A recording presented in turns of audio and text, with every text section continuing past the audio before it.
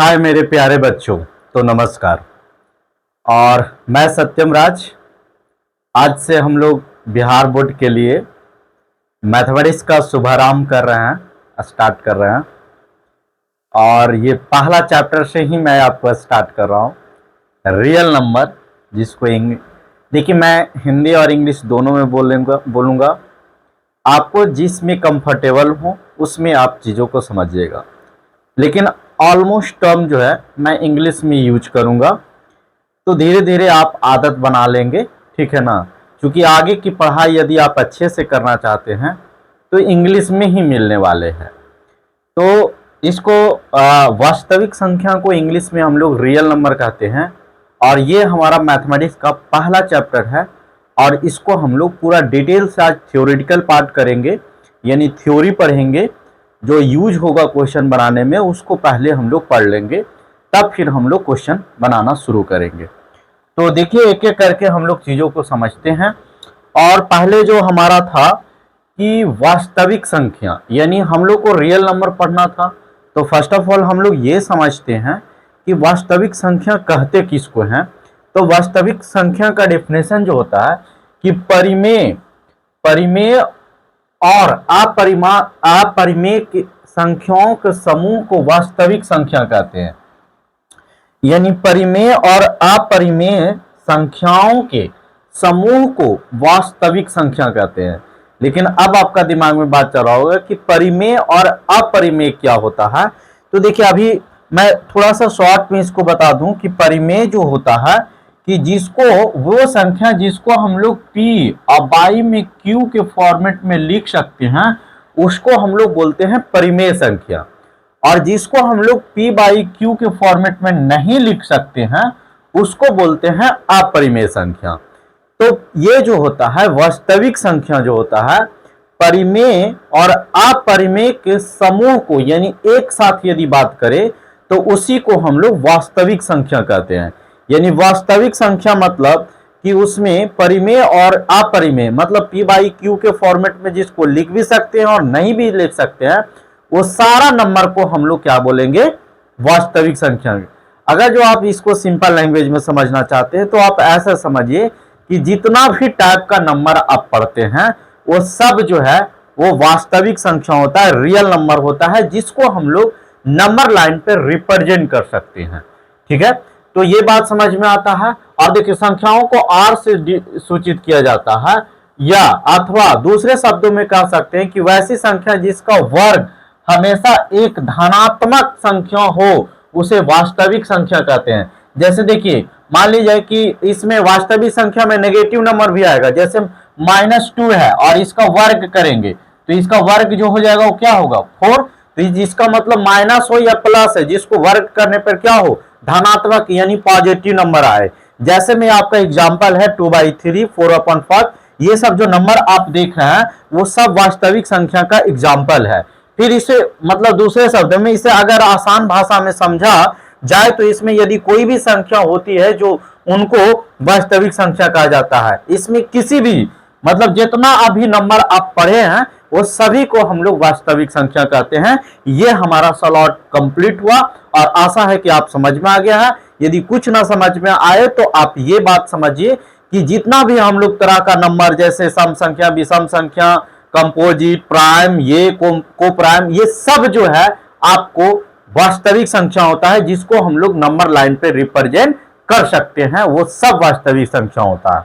चलिए अब हम लोग दूसरा स्लॉट के बारे में समझते हैं। तो दूसरा स्लॉट इसको देखिए, जो अभी मैंने आपको बताया कि ये परिमेय और अपरिमेय संख्या। तो देखिए परिमेय संख्या, गणित में परिमेय संख्या एक प्रकार की वास्तविक संख्या होती है जिसको x अपॉन यानी x अपॉन y के फॉर्मेट में लिख सकते हैं। और जहां यानी देखिए जिसको x और y जो है वो बिलोंग्स करना चाहे इंटीजर और y is not equal to 0, यानी y कभी 0 नहीं हो, p by q is not equal to 0। इसको मतलब आसान भाषा में ऐसा समझिए कि जिसको हम लोग p बाई q के फॉर्मेट में लिख सकते हैं उसको हम लोग परिमेय संख्या कहते हैं। Where p and q belongs to integer मतलब पूर्णांक संख्या होता है। तो और y is not equal to 0 यानी शून्य के बराबर नहीं हो तो उसको हम लोग क्या बोलते हैं, एक परिमेय संख्या है, जैसे 2 में 3, 5/10, 1/4, 1/2, ये सब परिमेय संख्या होता है। आप परिमेय संख्या किसको कहते हैं? जिसको हम लोग अनुपात यानी अंशों के रूप में व्यक्त नहीं किया जा सकता है, यानी जिसको हम लोग p/q के फॉर्मेट में नहीं लिख सकते हैं, उसको हम लोग बोलते हैं अपरिमेय संख्या। उसको क्या बोलते हैं? अपरिमेय संख्या, जिसका एग्जांपल √2, √3, √6, √3, √28 और √20, मतलब जिसको हम लोग p/q के फॉर्मेट में एक्सप्रेस नहीं कर पाते हैं, जैसे ये लिखा हुआ। अब देखिए पूर्णांक संख्या जो अभी हम लोग पढ़े, तो देखिए नंबर लाइन पर यदि बात करें तो देखिए यहां से 0 से स्टार्ट करते हैं और इधर पॉजिटिव नंबर लिखते हैं और इधर नेगेटिव नंबर लिखते हैं। तो जैसे इधर आएंगे तो -1 मिलेगा, फिर -2 मिलेगा, फिर -3, डॉट डॉट डॉट कहां तक चल जाएगा? इनफाइनाइट तक नेगेटिव। और इधर जाएंगे तो 1 मिलेगा, 2 मिलेगा, 3 मिलेगा, डॉट डॉट डॉट, ये प्लस इनफाइनाइट तक चला जाएगा। तो इसका मतलब कि ये जितना भी आप नंबर देख रहे हैं, ये इसी को हम लोग बोलते हैं पूर्णांक संख्या, जिसमें नेगेटिव, पॉजिटिव और जीरो तीनों तरह का नंबर को बात किया जाता है, उसको हम लोग पूर्णांक संख्या कहते हैं। पूर्ण संख्या किसको कहते हैं? यानी प्राकृतिक संख्या में यदि शून्य को शामिल कर दिया जाए तो उसको हम लोग क्या कहेंगे? पूर्ण संख्या कहते हैं। तो ये बात आपको समझ में, प्राकृतिक संख्या तो आपको पता ही होगा, ये सब डिफिनेशन याद मतलब पढ़ने के लिए मैंने लिख दिया था कि प्राकृतिक संख्या यानी गिनती की संख्या को हम लोग प्राकृतिक संख्या कहते हैं, और जिसका मतलब स्मॉलेस्ट नंबर 1 होता है, लेकिन पूर्ण संख्या में स्मॉलेस्ट नंबर 0 होता है। चलिए अब हम लोग नेक्स्ट स्लॉट की ओर ये आगे बढ़ते हैं। कह रहा वास्तविक संख्या के बारे में कुछ महत्वपूर्ण बात है जिसको आपको समझना होगा। देखिए सम्मिश्र संख्या के अतिरिक्त प्रत्येक संख्या एक वास्तविक संख्या होता है। पूर्ण संख्या, प्राकृतिक संख्या, पूर्णांक संख्या, परिमेय संख्या, अपरिमेय संख्या, सभी जो है वो वास्तविक संख्या होता है। आपको मैंने अभी बताया था इसके पहले कि जो भी आप नंबर पढ़ते हैं वो सब वास्तविक संख्या होता है, ठीक है। और समृद्ध गुणधर्म, जब दो वास्तविक संख्याओं को जोड़ा या गुना किया जाए तो परिणाम वास्तविक संख्या ही होती है। यानी देखिए 6 जो है वो क्या है? वास्तविक संख्या, और 3 जो है वो क्या है? वास्तविक संख्या। इसको यदि ऐड या सब्ट्रैक्ट यानी गुना या भाग किया जाए तो वो जो है जोड़ा या गुना किया जाए तो उसका जो रिजल्ट आएगा, परिणाम जो आएगा वो वास्तविक संख्या में ही आता है। क्रम विनिमय गुणधर्म, ये क्या होता है? जब दो वास्तविक संख्याओं को किसी क्रम में जोड़ा जाए या गुना किया जाए तो परिणाम जो है अपरिवर्तित रहता है। जैसे 2 + 1 कितना होता है? तो इसका भी वैल्यू कितना होता है? 1 होता है। और 1 + 2 इसका भी वैल्यू कितना होता है? 1। इसका मतलब आगे पीछे यदि ऐड है तो उसको आगे पीछे कर दिया जाए। जैसे मान लीजिए कि 7 और प्लस में 8 है, या इसको 8 + 7 लिखे, ये दोनों बात क्या है? सेम है। इसी को हम लोग क्रम विनिमय गुणधर्म कहते हैं। तो वास्तविक संख्या समृद्ध गुणधर्म रखता है और क्रम विनिमय गुणधर्म रखता है। तो ये समझ गए। यानी यदि गुना किया जाए, जोड़ा और गुना किया जाए तो जो ये रिजल्ट आएगा वो वास्तविक संख्या आता है, और जोड़ में आगे पीछे कर दिया जाए तो उसका कोई धर्म परिवर्तन नहीं होता है, मतलब सेम धर्म में रह जाता है। अब साहचर्य गुणधर्म इसी का है। तो इसके बारे में अब हम लोग समझते हैं कि यदि संख्याओं को बढ़ते घटते किसी भी क्रम में लिखकर उन्हें जोड़ने या गुना करने पर प्राप्त उत्तर बराबर रहेगा, तो उदाहरण के लिए जैसे देखिए यहां पे इसको यदि सॉल्व करते हैं तो 3 और इंटू में ये हो जाएगा 14, यानी इसको मल्टीप्लाई करेंगे तो 14 3 जो हो जाएगा 42 हो जाएगा। अब इसको देखिए, इसको जो है 7 और इंटू में 6, यानी ये भी कितना हो जाएगा? 42। तो अगर जो हम लोग देखिए यहां ब्रैकेट में 2 और इंटू 7 था, लेकिन ये और 7 बाहर निकल गया तो 2 × 3 ब्रैकेट में चला गया। तो ये जो है ना, जब इसको किसी भी वास्तविक संख्या को इस फॉर्मेट में लिखते हैं तो उसी को हम लोग साहचर्य गुणधर्म कहते हैं, जो कि वास्तविक संख्या उसको क्या करता है? फॉलो करता है। ये इसका मतलब वास्तविक संख्या का साहचर्य गुणधर्म भी होता है। और साहचर्य गुणधर्म क्या होता है कि यदि मल्टीप्लाई में है और ब्रैकेट में है तो उसको आगे पीछे कर दिया जाए तो कोई फर्क नहीं पड़ेगा आंसर पे। चलिए ये बात समझे। वास्तविक संख्या का वितरण गुण, वितरण गुण क्या है? अब इसको समझते हैं कि बड़े आंकों वाले पूर्ण संख्या के प्रश्नों को योग या गुणन का प्रयोग करके सरल किया जाता है। इस तरह से हल करने पर प्रश्न जल्दी और आसानी से हल हो जाता है। उदाहरण के लिए जैसे मान लीजिए कि देखिए ये जो लिखा हुआ है 6 × में 34, एक लिख को ऐसे भी लिख सकते हैं कि इसको देखिए, मान लो इसको सॉल्व करना है तो इसको मल्टीप्लाई करना पड़ेगा। इसको लिखने का एक तरीका है कि जैसे मान लें कि 6 इंटू में, और इसको हम लोग ब्रैकेट में लिखिए ये 3 प्लस में 4, यानी बात तो वही है। अब ये क्या है कि इससे पहले इससे मल्टीप्लाई होगा, फिर इससे मल्टीप्लाई हुआ, तो ये 180 हो जाएगा, और ये कितना हो जाएगा 24। अभी दोनों को ऐड करेंगे तो ये 200 कितना हो जाएगा 4। तो देखिए इसको ऐसे भी आसानी से, यानी इसको अगर जो सिंपलेस्ट फॉर्म में अपने तरीके से लिख के उसको मल्टीप्लाई करने ताकि हल करने में आसानी हो, तो उसको हम लोग कहते हैं वास्तविक संख्या का वितरण गुण। यानी हम लोग उसको अपने अकॉर्डिंग लिख के उसको हम लोग मल्टीप्लाई या सॉल्व करते हैं। चलिए यहां तक के बात आपको बहुत अच्छे से समझ में आ गया। अब यहाँ पे एचसीएफ और एलसीएम के सूत्र है जो कि आपको याद रखना बहुत जरूरी है, ये बहुत काम का है। यानी लासा इज इक्वल टू होता है पहली संख्या इंटू दूसरी संख्या डिवाइडेड बाई एचसीएफ। एचसीएफ का full form highest common factor होता है। दूसरा जो होता है कि यदि आप लासा इंटू मसा किए तो पहली संख्या इंटू दूसरी संख्या होगा। पहली संख्या इज इक्वल टू लासा गुने मासा, लासा गुने मासा डिवाइडेड बाई दूसरी संख्या। मासा इज इक्वल टू पहली संख्या इंटू दूसरी संख्या डिवाइडेड बाई लासा। दूसरी संख्या इज इक्वल टू लासा इंटू में मासा और डिवाइडेड बाई पहली संख्या। ठीक है, ये आपको मतलब एचसीएफ और एलसीएम में आप कह सकते हैं कि रिलेशन, आप इसको याद रख सकते हैं कि इसके बीच में रिलेशन क्या होता है, ये आप बहुत अच्छा से चीजों को समझ चुके होंगे।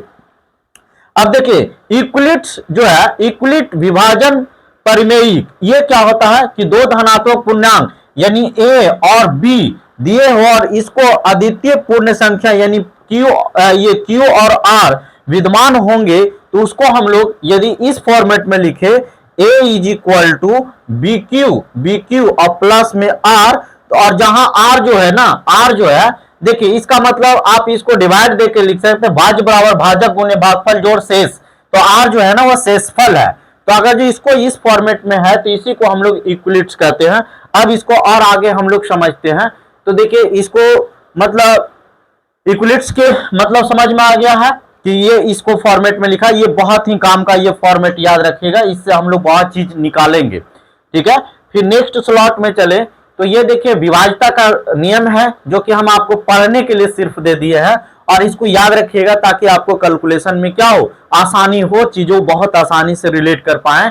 तो आप यहां से देखिए विभाज्यता का नियम है, डिविजिबिलिटी रूल है, यानी दो से विभाज्यता का नियम क्या है कि यदि प्रत्येक सम संख्या दो से विभाजित हो तो अन्य शब्द में जी संख्या का इकाई का अंक, मतलब दूसरे शब्दों में कह सकते हैं यानी सम संख्या हो तो दो से सम संख्या यानी क्या हो, दो से डिविजिबल होता है, या दूसरे शब्दों में कह सकते हैं कि जिसके इकाई अंक में 0, 2, 4, 6, 8 हो तो वो संख्या 2 से क्या होगा, विभाजित होगा। उसी तरह से 3 में क्या है कि यदि ये नंबर दिया हुआ है, ये सब को सम करके और 3 से डिवाइड देंगे तो ये संख्या भी जो है वो 3 से क्या होगा, विभाजित होगा। तो इसी तरह से पूरा रूल लिखा हुआ है, आप इसको एक बार पढ़ लीजिएगा।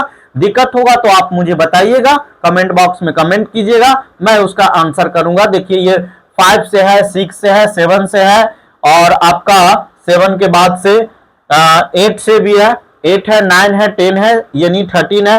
ये सब कैलकुलेशन का पार्ट है जो कि आपको काम आया। यहाँ 1920 तक लिख दिए हैं। अब देखिए यहाँ पे इस टेबल को याद रखिए, और इस टेबल की हेल्प से आप चीजों को आसानी से याद रख सकते हैं कि परिमेय संख्या किसको कहते हैं, प्राकृतिक संख्या किसको कहते हैं, विषम संख्या किसको कहते हैं। ये बहुत ही आसानी तरीके से आप रिलेट कर सकते हैं। तो ये एग्जाम्पल के तौर पे मैंने आपको इसको लिख दिया है, और ये टेबल आपको सिर्फ और रिवीजन के तौर पे, जैसे मान लो क्विक रिवीजन करना चाहते हैं जल्दी में, तो इस टेबल को देख के आप याद कर सकते हैं, देख सकते हैं। कह रहा है प्राकृतिक संख्या यानी 1 से स्टार्ट होकर अनंत तक जाएगा। सम संख्या यानी जो 2 से विभाजित हो उसको सम संख्या कहते हैं। विषम संख्या जो 2 से विभाजित ना हो उसको विषम संख्या कहते हैं। फिर पूर्ण संख्या यानी 0 से जो स्टार्ट हो उसको पूर्ण संख्या। पूर्णांक जिसमें नेगेटिव पॉजिटिव सब आए पूर्णांक। भाज्य संख्या किसको कहते हैं, 4 जो मतलब एक और अपने आप के अलावे और किसी और संख्या से कटे उसको हम लोग भाज्य संख्या कहते हैं। अभाज्य किसको कहते हैं, एक और अपने आप के अलावे किसी और संख्या से नहीं भाग लगे उसको अभाज्य संख्या कहते हैं। अभाज्य यानी दोनों के बीच में, यानी दो अभाज्य के बीच को हम लोग उसको परिमेय, आप जानते हैं अपरिमेय, वास्तविक, अवास्तविक, ये चीज आपको बहुत अच्छा से क्लियर हो गया होगा। अब देखिए विषम सम संख्या लिखा हुआ है, सम संख्या जो 2 से पूरी तरह से विभाजित हो, विषम संख्या यानी ऑड नंबर, और even number the number which is divisible by 2 is called even number, और the number which is not divisible by 2 is called क्या, ऑड नंबर। भाज अभाज्य संख्या, जो अविभाज्य संख्या जो पढ़े कंपोजिट नंबर, यानी देखिए वह प्राकृतिक संख्या जो स्वयं और एक के अलावे किसी और संख्या से विभाजित हो जाती है उसको हम लोग कहते हैं भाज्य संख्या, जिसको इंग्लिश में कहते हैं कंपोजिट नंबर। यानी कंपोजिट नंबर वन और इटसेल्फ के अलावे किसी और संख्या से या किसी और नंबर से डिवाइड नहीं होता है, उसको डिवाइड हो जाता है, उसको हम लोग कंपोजिट नंबर, और जो डिवाइड नहीं होता है उसको हम लोग प्राइम नंबर कहते हैं। और को प्राइम नंबर यानी जिसके समूह महत्तम सर्वोत्तक जो है वो कितना हो, एक हो, उसी को हम लोग क्या कहेंगे। जैसे इसके बीच में HCF निकालेंगे तो 1 आएगा, इसके बीच में HCF, तो उन सब नंबर को जिसका HCF 1 हो उसी को हम लोग क्या बोलेंगे, ये अभाज्य संख्या कहते हैं, को प्राइम नंबर कहते हैं। तो आशा है कि ये बात आपको बहुत अच्छा से, और इस प्रकार जो है हमारा थ्योरी कंप्लीट हो गया वास्तविक संख्या का, और आशा है कि आपको समझ में आ गया होगा। ये पहला क्लास है, आपको कैसा लगा ये कमेंट करके जरूर बताइएगा। और यदि आपको लगता है कि किसी तरह का सुधार होना चाहिए या ये हमको नहीं समझ में आया तो पर भी आप कमेंट बॉक्स में कमेंट कीजिएगा, मैं उसको इंस्टेंटली रिप्लाई देने का कोशिश करूंगा। Thank you.